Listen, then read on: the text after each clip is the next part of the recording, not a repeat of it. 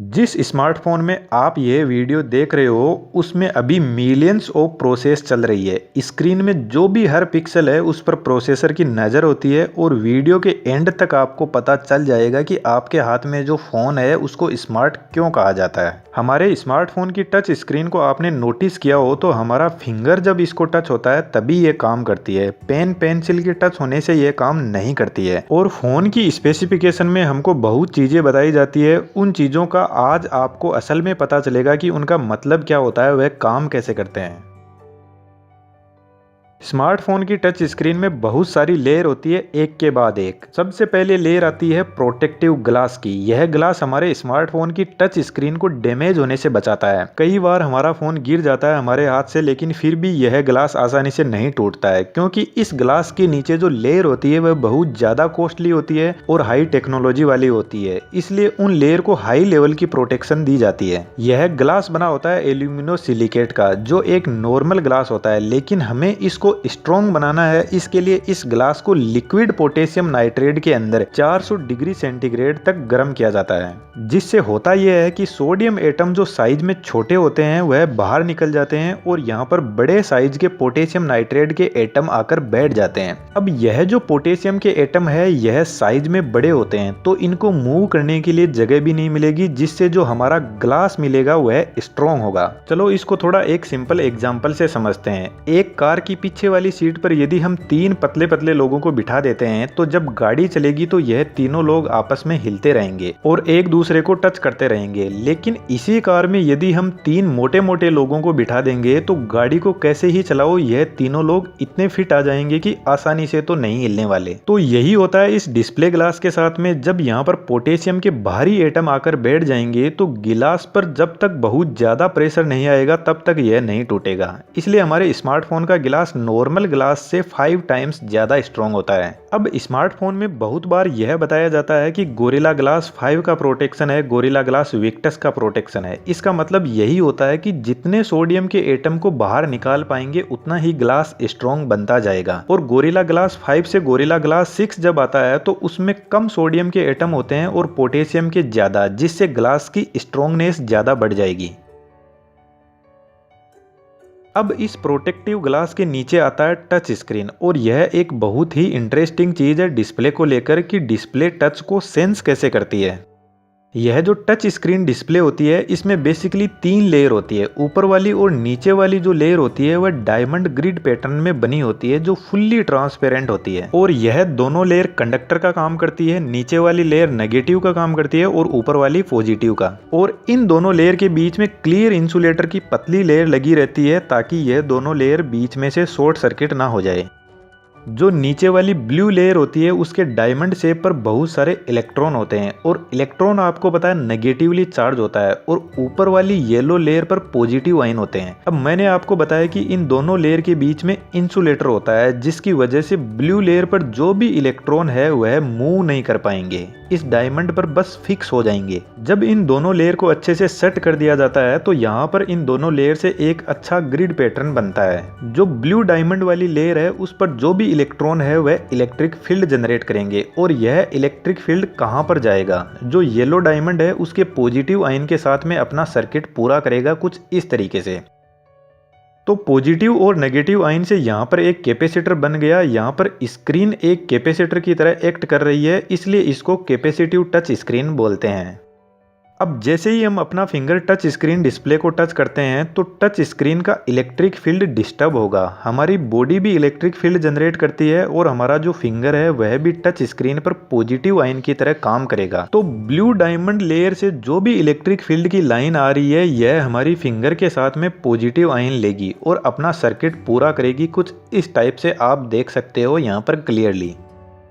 अब जो फ़ोन का प्रोसेसर होता है वह इन पॉजिटिव लाइन के अंदर जो भी चार्ज या वोल्टेज चेंज होता है उसको मेजर करता है और यहाँ पर टच को सेंस करता है। अब यहाँ पर हमारी स्मार्टफोन की स्क्रीन को यह तो पता चल गया कि यहाँ पर कोई फिंगर टच हुआ है, लेकिन यहाँ से इलेक्ट्रिक सिग्नल प्रोसेसर के पास में कैसे जाता है वह एक अलग ही इंटरेस्टिंग कहानी है। जो येलो डायमंड लेयर है वह कुछ इस तरीके से कॉलम में एक दूसरे से जुड़े रहते हैं लाइन बाय लाइन, और जो ब्लू डायमंड लेयर है वह रो में एक दूसरे से लाइन बाय लाइन जुड़े रहते हैं। जो ब्लू डायमंड लेयर है उसमें चार्ज और वोल्टेज एनी टाइम फ्लो नहीं करता है। यहाँ पर चार्ज और वोल्टेज हर रो के अंदर इस तरीके से चलता है, पहले इस रो में, फिर यह बंद हो जाएगी, अगली रो में एक्टिवेट हो जाएगा, इस तरीके से आगे चलता जाएगा। एक तरीके से यहाँ पर स्कैनिंग चल रही है और इसी स्कैनिंग से जो टच हुआ है उसकी लोकेशन का पता किया जाता है कि किस लोकेशन पर टच किया गया है स्क्रीन के। और जो येलो डायमंड होते हैं उनमें रेगुलर चार्ज फ्लो होता रहता है। तो ब्लू लाइन में रो में चार्ज फ्लो करता है इधर से और येलो लाइन में कॉलम में चार्ज फ्लो करता है कुछ इस टाइप से। अब मान लो स्क्रीन के मल्टीपल जगह पर फिंगर को टच किया गया है, तो ब्लू डायमंड वाली लेयर में जब स्कैनिंग चलेगी तो पहले जैसे यहाँ पर टच किया गया है तो इसको स्कैन किया जाएगा, फिर दूसरी फिंगर को यहाँ से स्कैन किया जाएगा। तो इस तरीके से जैसे जैसे हम फिंगर्स को मूव करते जाएंगे वैसे वैसे स्कैनिंग चलती जाएगी और प्रोसेसर तक डाटा जाता रहेगा। जो ब्लू लेयर की स्कैनिंग होती है उसमें असल में यही देखा जाता है कि चार्ज और वोल्टेज में कहाँ पर बदलाव हुआ है और उसी बदलाव को प्रोसेसर को बताया जाता है और प्रोसेसर उस बदलाव को एक टच समझता है। हमारे फ़ोन की डिस्प्ले पेन पेंसिल से काम नहीं करती है और उसके पीछे यही रीज़न होता है कि पेन और पेंसिल में कोई इलेक्ट्रिक फील्ड नहीं होता है।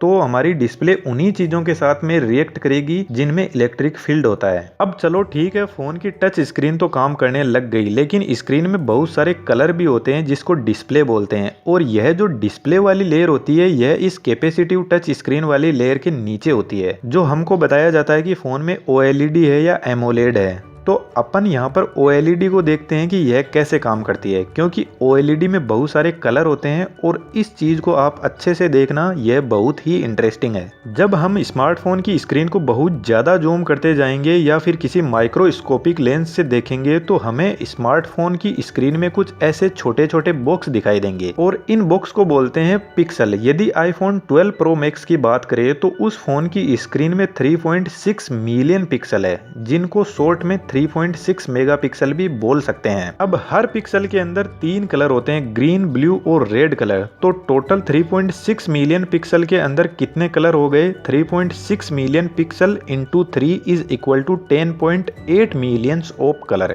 यानी आपके हाथ में जो स्मार्टफोन है उसकी स्क्रीन में 10.8 मिलियंस ऑफ कलर वाले बॉक्स बने हुए हैं और यह सब के सब इंडिविजुअली कंट्रोल किया जाता है हमारे स्मार्टफोन के प्रोसेसर के थ्रू। यानी हमारे स्मार्टफोन का जो प्रोसेसर है उसका यह जो 10.8 मिलियंस ऑफ कलर है उनके हर पिक्सल पर उसकी नजर है।